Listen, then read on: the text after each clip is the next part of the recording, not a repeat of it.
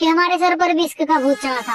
और क्या बताऊं यारो, हमारा भी इश्क से पाला पड़ा था। एक लड़की थी मेरे घर के सामने जो मुझे अच्छी लगने लगती है, और ये उम्र ही कुछ ऐसी थी जो हम दोनों को प्यार करने पर मजबूर कर देती है।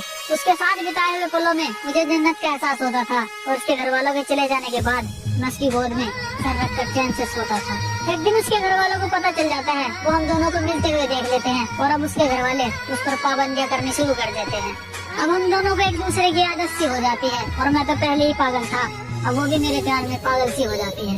अकेला प्यार से ही पेट नहीं भरता, उसके लिए खाना भी पड़ता है, और घर ऐसे ही नहीं चलता, उसके लिए कमाना भी पड़ता है। अब घर वालों की जिम्मेदारी और उसके प्यार का बोझ उठाकर मैं कमाने निकल जाता हूँ। मैं जल्दी ही वापस आऊंगा, मेरा इंतजार करना ये कहकर मैं बाहर आ जाता हूँ। उसे मेरी आदत थी तो वो मेरा इंतजार कैसे करती, और मैं उसकी मजबूरी समझता था। उसके पास तो फोन भी नहीं था, तो मुझसे बात कैसे करती।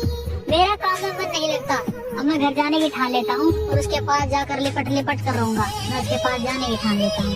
घर आते ही छत पर चढ़ जाता हूँ, और वो मुझे नजर आती है। उसके हाव भाव कुछ ठीक नहीं थे, वो मुझे थोड़ी बदली बदली से नजर आती है। जहाँ कभी मैं हुआ करता था, अब मेरी जगह कोई और आ जाता है, और जो कभी मुझसे प्यार किया करती थी, अब उसे किसी और से प्यार हो जाता है। जिसके साथ दिन रात मुलाकात हुआ करती थी, वो मुझे याद तक नहीं करती, और मैं उसके सामने हाथ जोड़ जोड़ कर रोता हूँ, और वो बेवफा मुझसे बात तक नहीं करती।